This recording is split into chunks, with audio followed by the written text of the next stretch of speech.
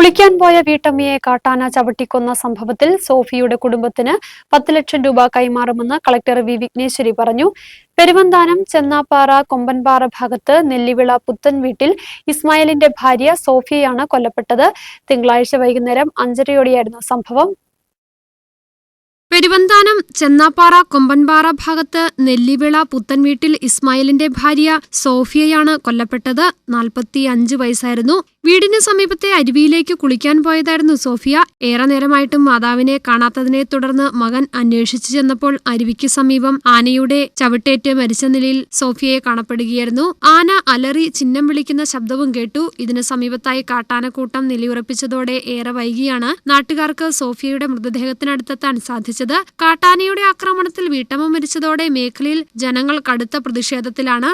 ജില്ലാ കളക്ടർ അടക്കമുള്ള ഉന്നതാധികാരികൾ സ്ഥലത്തെത്താതെ മൃതദേഹം പോസ്റ്റ്മോർട്ടത്തിനായി കൊണ്ടുപോകാൻ സാധിക്കില്ലെന്ന നിലപാടിലുമായിരുന്നു നാട്ടുകാർ.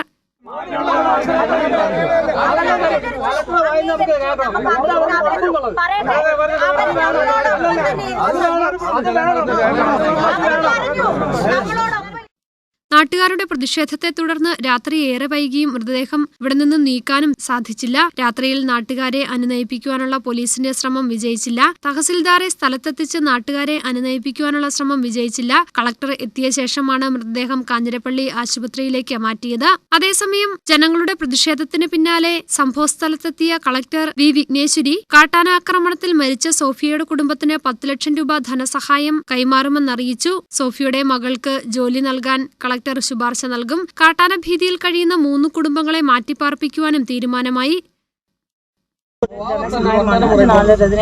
ലഭ്യമാവും. ധനസഹായം 10 ലക്ഷമാണ്. മൂന്നാമത്തെ കാര്യം ഇവർക്ക് ഉള്ള ജോലിയുടെ കാര്യമാണ്. അത് സർക്കാർ തലത്തിലാണ് തീരുമാനമെടുക്കേണ്ടത്. ഞാൻ അതിലേക്കുള്ള റെക്കമെൻഡേഷൻ അയക്കും. നാലാമത്തെ കാര്യം, ഇത് ഇങ്ങനെ മെയിൻറ്റെയിൻ ചെയ്യാതിട്ടതിൻ്റെ കാരണത്തെ കൊണ്ടാണ് ഇവിടേക്ക് വന്നിട്ടുള്ളത്. അപ്പോൾ അതിൻ്റെ കാര്യത്തിലുള്ള നടപടിയും എടുക്കും.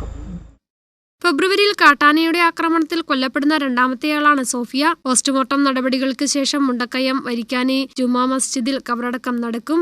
News bureau, Kattappana.